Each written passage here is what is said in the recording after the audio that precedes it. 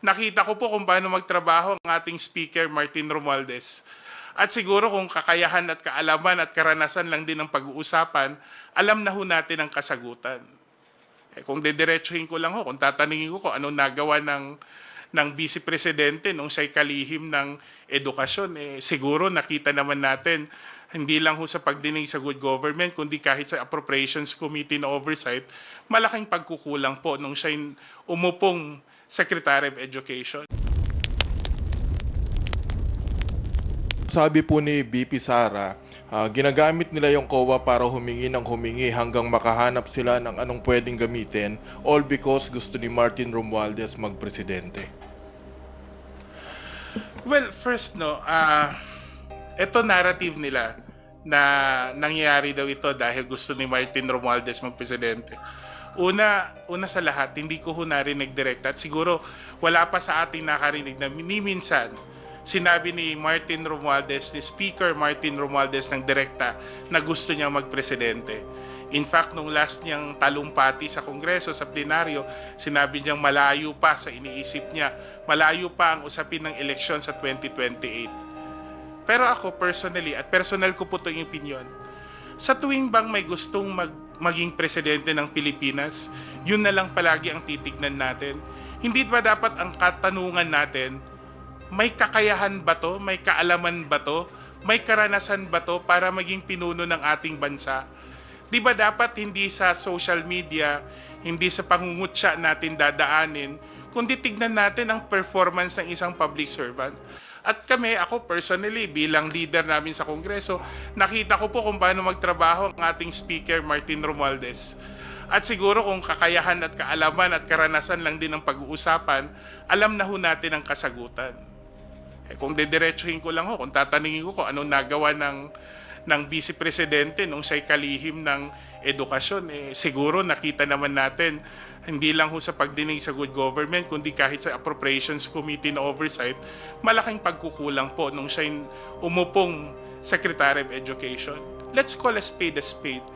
Hindi ho ang ambisyon ng tao ang dapat maging katanungan natin. Ang tanong dapat natin, may kakayahan ba? May kaalaman ba? May karanasan ba? Ang isang Pilipinong nagmamahal sa bansa para ilahad ang kanyang sarili bilang pinuno ng ating bansa. Yan po dapat ang pag-iisip at sinasagot natin araw-araw. Tungkol naman po sa mga dokumentong nanggagaling sa COA, kanino ba galing yung mga dokumento na yun? Di ba galing din yan sa Office of the Vice President? Ba't nila kinahihiya kung lalabas sa publiko sa pamamagitan ng Quadcom? Now, tungkol naman dun sa sinasabing pangarap ni Speaker Martin Romualdez na maging presidente, ang tanging taong napapakinggan kong who's very open about her ambitions to become president is the VP. And of course, karapatan niya yon. She has even claimed na sa kanya na yon as early as 2022, when in fact, nobody can own the position of the presidency. Ito ay pinahiram lamang sa atin ng taong bayan. And it's the same with us na nasa Kongreso. Hindi po namin yan pag-aari by entitlement. Kami po, we try to convince the people and kung nagugustuhan kami, ipagkakatiwala sa amin ang aming mandato and kinikilala po natin yan. Let us remember, it is not ours by entitlement, ang pagiging Pangulo or not. Sabi ka po ni Rep. Pam Zamora, ito ay by destiny. And may I add, it is because of the people's mandate. Power emanates from the people. So hindi po pwedeng sabihin akin yan o sa'yo yan. Bakit? Diba wala namang basihan yun.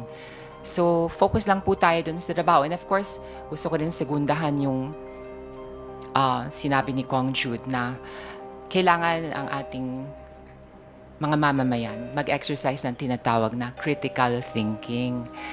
Alam nyo, sa panahon na ito kung saan merong malaganap na, I don't know, social media, sa FB, sa lahat ng platforms, kailangan mag-isip ang taong bayan, gamitan ng ating mga utak, maging objective tayo, at suriin talaga sa paghalal ng ating mga opisyal mula sa Pangulo, Vice President, sa mga miyembro ng Senado, ng Kongreso, sa ating mga LGUs. Yung qualifications, yung pag-uugali rin, mahalaga yan. kailangan din merong paggalang sa kapwa-tao at higit sa lahat, paggalang sa Diyos at paggalang sa ating saligang batas. Sabi ko nga, it's all about the rule of law. May dadagdag lang ako kasi na-mention ni Congresswoman Roman yung tungkol sa mga survey, no? Bagamat nakakatulong ang survey para unawain ang pulso ng mga mamamayan, walang halal na official pong nananalo sa survey lang. Election po ang nagpapapanalo. Pwede ka hong nanguna sa survey at nakita po natin yan. Maraming mga frontliners sa survey, hindi rin nanalo sa huli, hindi rin nanalo sa eleksyon. At siguro dahil hindi naman lahat natatanong talaga sa survey at hindi rin natin ma-underestimate na minsan nagbabago din ang pulso ng mamamayan. Nag-iisip po ang ating mga botante. Kaya po sa huli, minsan magkaiba po ang resulta ng survey. Kaya kung yan po ang ating pangahawakan bilang batayan, kung sino po ang dapat at karapat-dapat na manguna sa atin, siguro kailangan pa natin mag-isip-isip at tuunan yung totoong mga dahilan kung paano tayo pipili ng mga tamang leader para sa bansa.